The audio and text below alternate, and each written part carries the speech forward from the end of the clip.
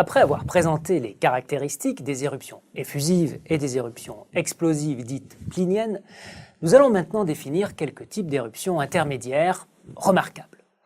Remarquables parce qu'ils ont été définis sur un volcan fameux et actif, comme par exemple les éruptions stromboliennes définies sur le Stromboli. Avant de feuilleter le catalogue de ces éruptions intermédiaires, rappelons qu'il faut éviter de traiter le volcanisme comme une science de tiroir, où serait rangé chaque volcan en fonction de ses caractéristiques propres et précises. L'approche de la volcanologie physique que nous suivons dans ce cours cherche au contraire à identifier, derrière la diversité des phénomènes volcaniques, des processus physiques génériques et que l'on peut modéliser.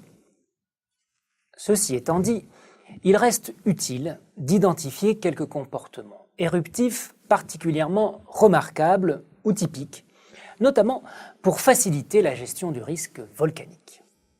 Les éruptions intermédiaires se positionnent, comme leur qualificatif l'indique, entre les éruptions pliniennes et les éruptions effusives que nous avons vues précédemment. Ces éruptions intermédiaires produisent typiquement des explosions modérées et régulières, accompagnées la plupart du temps de coulées de lave. Ces éruptions sont souvent compatibles avec une activité touristique aux alentours du volcan. Un des types intermédiaires les plus connus est sans nul doute le volcanisme strombolien, aussi connu que le volcan type qui a permis de le définir, le Stromboli. Les éruptions stromboliennes se caractérisent par des explosions d'intensité moyenne qui se produisent à un rythme régulier. Les fragments volcaniques produits par ces explosions retombent au sol et nourrissent, par agrégation, des coulées de lave.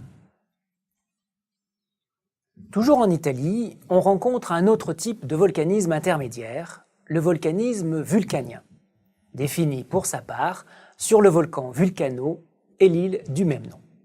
Vulcano étant lui-même à l'origine du terme volcanologie.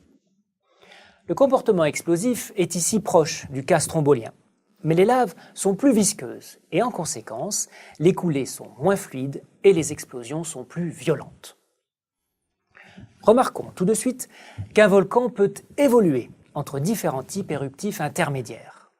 Il ne faut donc pas enfermer un volcan dans un type donné, comme l'illustrent ici ces deux explosions stromboliennes et vulcaniennes de l'Etna. Pour développer une approche plus quantitative des activités éruptives, les volcanologues ont défini un indice d'explosivité volcanique, connu sous son acronyme anglais VEI pour Volcanological Explosivity Index. Cet indice obéit à la même logique que la magnitude d'un tremblement de terre sur l'échelle de Richter, mais il se calcule de façon différente.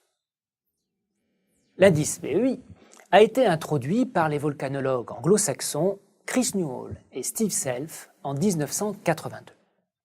Le calcul du VEI est basé sur deux caractéristiques importantes des éruptions.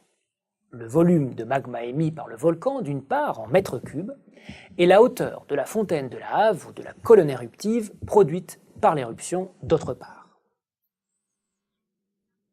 Une coulée de lave ou un dôme qui ne produisent ni fontaine ni panache éruptif ont un indice VEI de 0. Une coulée accompagnée d'une fontaine de lave atteignant 50 à 100 mètres de haut aura quant à elle un indice VEI de 1. Les explosions pliniennes, qui éjectent plus d'1 milliard de mètres cubes de lave et qui produisent des panaches qui peuvent atteindre la stratosphère, ont quant à elles un VEI de 7. Les super-éruptions, comme le Toba par exemple, sont extrêmement rares. Leur VEI peut grimper jusqu'à 8, voire 9. On ne connaît pas sur Terre d'éruption ayant dépassé un VEI de 9. Comme nous l'avons vu, un volcan peut changer de type d'éruption, donc de VEI. Le volcan islandais Eyjafjallajökull en 2010 a ainsi débuté son activité par une éruption effusive, en périphérie du cône volcanique, éruption accompagnée de quelques fontaines, donc avec un VEI de 0 à 1. le centre éruptif a ensuite migré vers le sommet du volcan pour se positionner sous la calotte glaciaire, calotte dont la fusion a provoqué des explosions phréato-magmatiques.